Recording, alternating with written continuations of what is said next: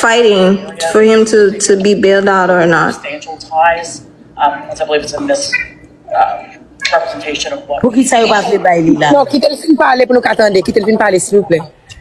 I agree that his Enregistrez les madame.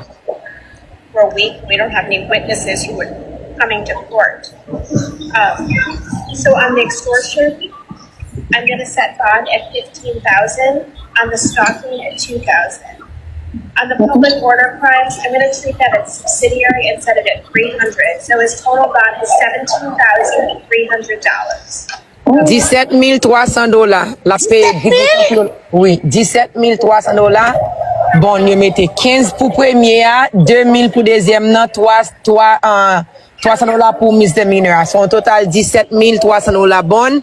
Les cas payés, nous venons qu'à prendre Bells bon, n'a payé 10%. Hold on, be quiet for a second. $2,000. I appreciate the concise arguments of both sides. Mr. Raphael, you're not to have any contact with the victim. You cannot have any third-party contact, no texting, emailing, no in-person, no social media. No contact means no contact. I'll have the staff give you a no contact order and what that means. No social media. You're also to surrender your passport as your attorney offered up with defense counsel. Can you hear me okay? I can hear you okay. I just want to confirm if he does actually have a passport. Regardez ça quoi c'est Wendell Jésus. Yes, but I just renewed it before I came down to Florida. Is it in Orlando or New York? No, in New York. And with that being said, I would ask if, defense counsel has, a 2-week time period to be able to. Yes. I'll give 5 business days to surrender the passport after from jail. I'll give you permission to return to your home in New York. You must stay in contact with your attorney. And you're also not allowed to own any weapons. If you have any weapons here in the Orlando area, they must be surrendered within 2 hours of your return to your Orlando location. If you have any anywhere else, New York, anywhere else you have a weapon, they must be surrendered to local law enforcement within 4 hours of your return. Weapons does include ammunition. Provide a copy of my court order. So your total bond, as I said, is $17,300. Thank you, Mr. Mason. Thank you, State, and thank you, Mr. Raphael. Thanks very much, Your Honor. Thank you. We'll disconnect you offline. Danny Garcia. Thank you for your patience. Mouton Mendel li gata le? Yo fini avec Mano, yo fini avec Yo dil la le nada, parle anglais à moi.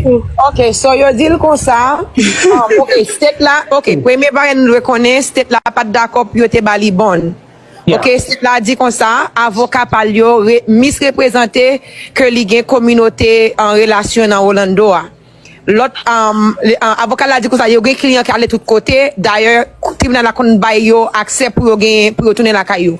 So, juge là d'accord avec avocat défense là. Li bay et yo li te demandé pour te bay bon nan pi bas pour te bali $7,500 pour te payer parce que yo m'a demandé combien gen sous canel. Mendel dit sous saving ni li gen $300, sous checking ni li gen $1,500. So d'après ça, pour li ka affordable, juge d'Albali, on bonne qui $17,300. 15,000 pour premier qui plus grand, qui c'est extortion, non? 2,000 pour deuxième, non? Et puis ça me dit qu'il était misdemeanor, like cyber, whatever, en bagala, yo bali $300. So, li gen deux choix, manou. Si li gen kob la, li ka paye $17,300, l'el fin juge, y a remettre li kob la.